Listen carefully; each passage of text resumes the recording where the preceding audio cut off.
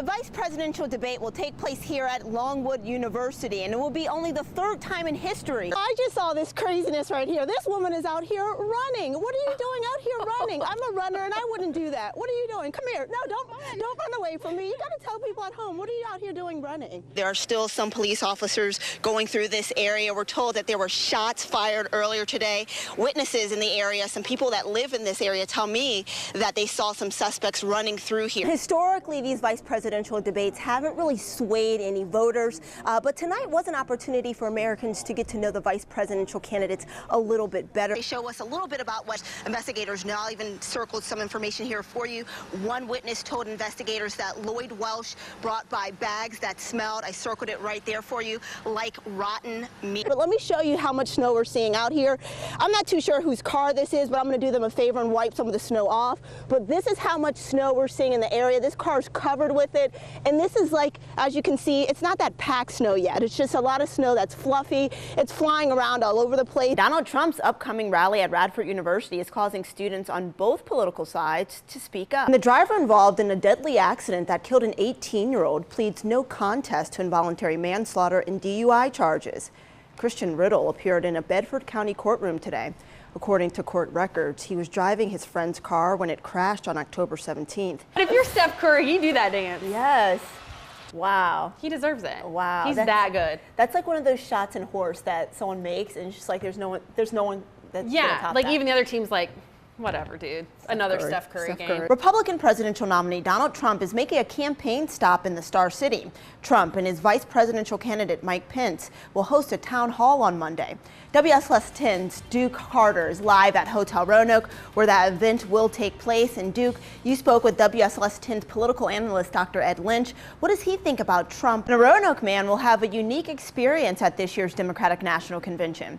Mike Hamler is one of 108 Virginia delegates. The Roanoke business owner represents the 6th congressional district. Hockey player go down, and you don't worry about them as much as other sports. I'm used to hockey players getting their teeth knocked out, having black eyes. And just casually was like, yeah, I'm just going to give me a new contact, give me some eye drops, and let's go. All right. Thank you, Alyssa. Well, stay with us. We'll be right back.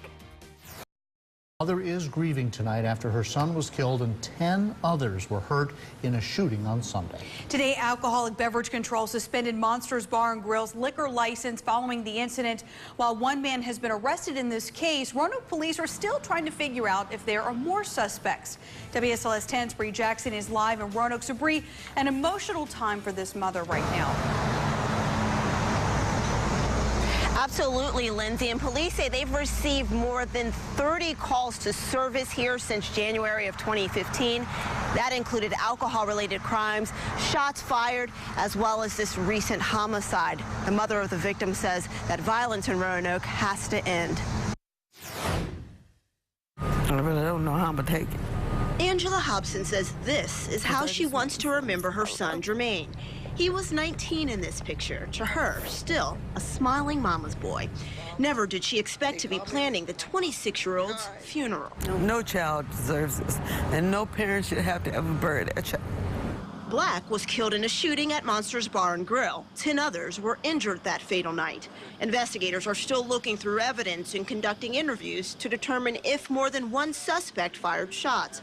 Police say Monsters had security, but Hobson says it wasn't enough. How a person get in with a gun, even after the fact, when people are in there, I don't know, but they gotta beef up the security. This wasn't the first time officers responded to the scene. Police say over the past year and a half, there's been nearly 30 service calls, including shots fired, disorderly conduct, and this homicide.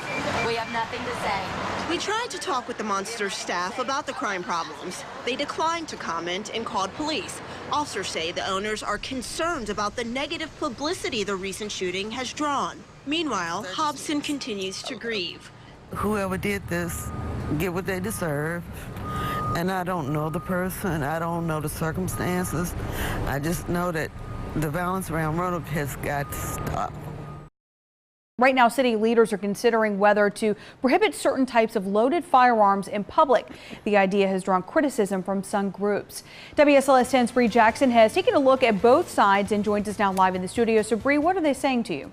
Well, Lindsay, supporters say it's a matter of public safety. They want to prevent people from carrying certain types of loaded weapons in public, but some say that the move targets certain groups of gun owners. Inside this week's city council meeting, Daniel HIGHBERGER had a weapon on his hip and a high-capacity pistol magazine in his hand.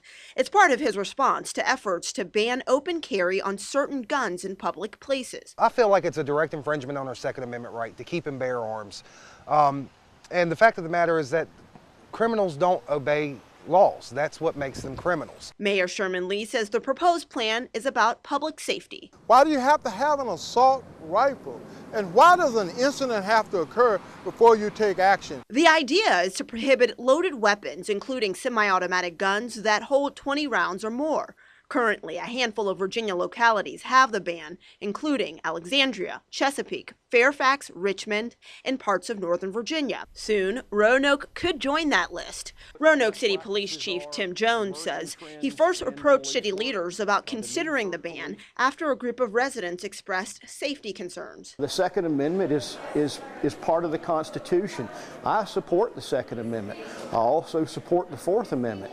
As the police chief, we are the guardians of that Constitution. While supporters say the ban would make the city safer, others say the proposal targets certain gun owners. Not to mention that the law says it doesn't affect concealed carry permit holders.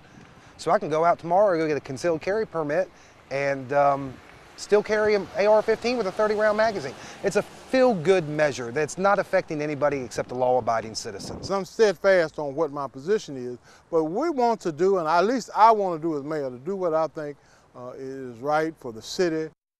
And as you can see, this is a heated debate. The city could vote on this as early as next month, and ultimately it will be up to the General Assembly to decide whether or not Roanoke enforces that ban.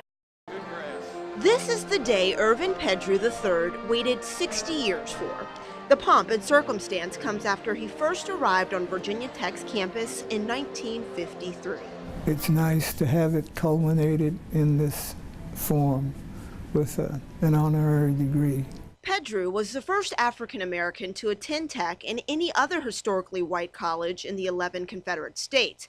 He knew back then breaking the color barrier would be tough. It was just the isolation of being the lone black amongst 3,000 plus students. Despite challenges, the cadet remained focused on academics and his love of music.